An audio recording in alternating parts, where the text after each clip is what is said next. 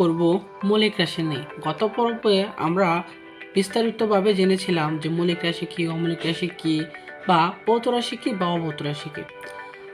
এই ভিডিওতে আমরা জানব 7টি মৌলিক রাশি নিয়ে বিস্তারিতভাবে। তো আমি আবারও বলছি যে মৌলিক রাশি কাকে বলে। যে সকল রাশি অন্য কোনো রাশির উপর নির্ভর করে না তাদেরকে বলা হচ্ছে এই মৌলিক রাশি। মৌলিক রাশি হচ্ছে 7টি, আর এই 7টি মৌলিক রাশি আমরা সহজে একটা লাইনের মাধ্যমে খুব সহজে মনে রাখতে পারবো। যেরকম মনে করি একটা ছেলে আছে যার নাম কিনা দৈব, এবং ছেলেটা সবসময় সত্যি কথা বলে। এই জন্যে তার বাবা মা বা প্রতিবেশীরা আদর করে বা ভালোবেসে বলে যে দৈব সততার একটি দ্বীপ। অর্থাৎ একটা ছেলে দৈব যে কিনা খুব সৎ, তাকে বলা হচ্ছে দৈব সততার একটি দ্বীপ। এই লাইনটার মাধ্যমে আমরা খুব সহজে 7টি মৌলিক রাশি মনে রাখতে পারি। যেরকম এই যে প্রথম এখানে দই, এই দইটা হচ্ছে কি দৈর্ঘ্য, যেটা একটা মৌলিক রাশি। পরবর্তীতে এই যে ব আছে, বদা হচ্ছে ভর। পরবর্তীতে এই যে দন্তেশ আছে, এই দন্তেশটা হচ্ছে সময়। পরবর্তীতে এই যে ত আছে, এই ত দা হচ্ছে কি তড়িৎ প্রবাহ। এবং এই যে তা আছে, এই তা দা হচ্ছে এই যে এখানের এই তা দা হচ্ছে আপনার তাপমাত্রা। এবং এই যে এখানের মাঝখান দিয়ে এটা বাদ যাবে, এটা হচ্ছে কি দ, এই দ হচ্ছে দীপন তীব্রতা।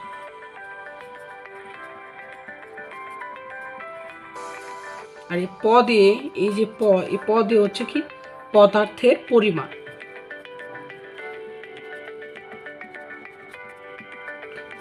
এই হচ্ছে 7টি মৌলিক রাশি। অর্থাৎ এই যে একটা লাইন দৈব সততার একটি দ্বীপ, এই লাইনটার মাধ্যমে আমরা খুব সহজে 7টি মৌলিক রাশি মনে রাখতে পারছি। এই দয়দা হচ্ছে দৈর্ঘ্য, আর বদা হচ্ছে বর, দন্তসদা হচ্ছে সময়, তদা হচ্ছে তড়িৎ প্রবাহ, আর তাদা হচ্ছে তাপমাত্রা, এবং ধয় দীর্ঘিকাদা হচ্ছে কি দীপন তীব্রতা, এবং পদ হচ্ছে পদার্থের পরিমাণ। এই 7টা হচ্ছে আমাদের এই মৌলিক রাশি। এই যে মৌলিক রাশি হচ্ছে এই মৌলিক রাশিকে ইংরেজিতে বলা হয় লেংথ। ইংরেজিতে বলা হয় লেংথ। এবং এই যে ইংরেজি ওয়ার্ডটা আছে, এটার প্রথম অক্ষর দ্বারা আসলে দৈর্ঘ্য বুঝিয়ে থাকে। অর্থাৎ এই দৈর্ঘ্যের প্রতীক হচ্ছে এল। দৈর্ঘ্যের প্রতীক হচ্ছে এল। পরবর্তী যে ভর আছে, এই ভরের ইংরেজি শব্দ হচ্ছে মাস। ভরের ইংরেজি শব্দ হচ্ছে মাস। এই মাস শব্দের অর্থ হচ্ছে কি ভর। এই যে প্রথম অক্ষর আছে ইংরেজির, এই প্রথম অক্ষর নিয়ে আসলে এই ভরের প্রতীকটা বোঝানো হয়ে থাকে। অর্থাৎ ভরের প্রতীক হচ্ছে এম। পরবর্তীতে আছে আমাদের সময়। সময় ইংরেজি হচ্ছে কি টাইম।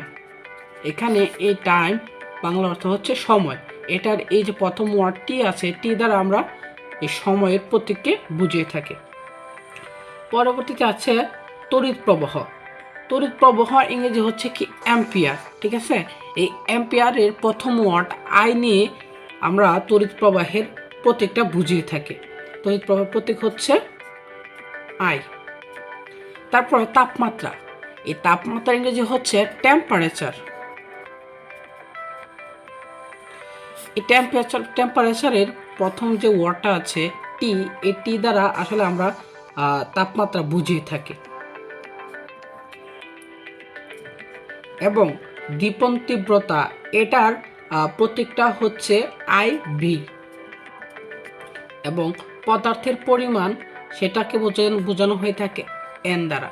অর্থাৎ এটা হচ্ছে 7টা মৌলিক রাশি, এবং এই 7টা মৌলিক রাশির প্রতীক হচ্ছে এইগুলা। দৈর্ঘ্যের প্রতীক হচ্ছে এল, ভরের প্রতীক হচ্ছে এম, সময়ের প্রতীক হচ্ছে টি, তড়িৎ প্রবাহের প্রতীক হচ্ছে আই, তাপমাত্রার প্রতীক হচ্ছে টি, দীপন তীব্রতার প্রতীক হচ্ছে আইবি, এবং পদার্থের পরিমাণ হচ্ছে কি এন। এই যে আমরা প্রতীকগুলা জানলাম, এই প্রতীকগুলার আবার একক আছে। এই দৈর্ঘ্যের একক হচ্ছে মিটার, এবং ভরের একক হচ্ছে কিলোগ্রাম, যেটাকে বলা হয়ে থাকে কেজি। তারপর সময়ের একক হচ্ছে সেকেন্ড। পরবর্তীতে তড়িৎ প্রবাহ, তড়িৎ প্রবাহ এর একক হচ্ছে অ্যাম্পিয়ার, অ্যাম্পিয়ার। এবং এই যে তাপমাত্রা আছে, এই তাপমাত্রার একক হচ্ছে কেলভিন। এই দীপন তীব্রতা এটার একক হচ্ছে সিডি, অর্থাৎ এই সিডি দ্বারা বোঝায় থাকে ক্যান্ডেলা। আর এই যে পদার্থের পরিমাণ এন, এই এন দ্বারা বোঝানো হয়ে থাকে মৌল। ঠিক আছে, আমি আবার রিভিশন দিয়ে দিচ্ছি। দৈব শতাব্দীর একটি দ্বীপ, এই লাইনটার মাধ্যমে আমরা 7টা মৌলিক রাশি মনে রাখতে পারবো। 7টি মৌলিক রাশি হচ্ছে দৈর্ঘ্য, ভর, সময়, তড়িৎ প্রবাহ, তাপমাত্রা, দীপন তীব্রতা এবং পদার্থের পরিমাণ। এই দৈর্ঘ্যের প্রতীক হচ্ছে এল, ভরের প্রতীক এম, সময়ের প্রতীক টি, তড়িৎ প্রবাহের প্রতীক আই, তাপমাত্রার প্রতীক হচ্ছে টি, দীপন তীব্রতার প্রতীক হচ্ছে আইবি এবং পদার্থের পরিমাণ এটার প্রতীক হচ্ছে এন। এই প্রতীকগুলার বা এই যে 7টা মৌলিক রাশি আছে, 7টা মৌলিক রাশির আবার একক আছে। এই দৈর্ঘ্যের একক হচ্ছে মিটার, ভরের একক হচ্ছে কেজি, সময়ের একক হচ্ছে সেকেন্ড, তড়িৎ প্রবাহের একক হচ্ছে এম্পিয়ার, যেটা কিনা এ দিয়ে, বড় হাতের এ দিয়ে প্রকাশ করা হয়ে থাকে, এবং তাপমাত্রার একক হচ্ছে কে, অর্থাৎ কেলভিন। আর দীপন তীব্রতা আর একক হচ্ছে সিডি, অর্থাৎ ক্যান্ডেলা। আর পদার্থের পরিমাণ এটার একক হচ্ছে মোল। আশা করি তোমরা বিস্তারিতভাবে বুঝতে পেরেছ।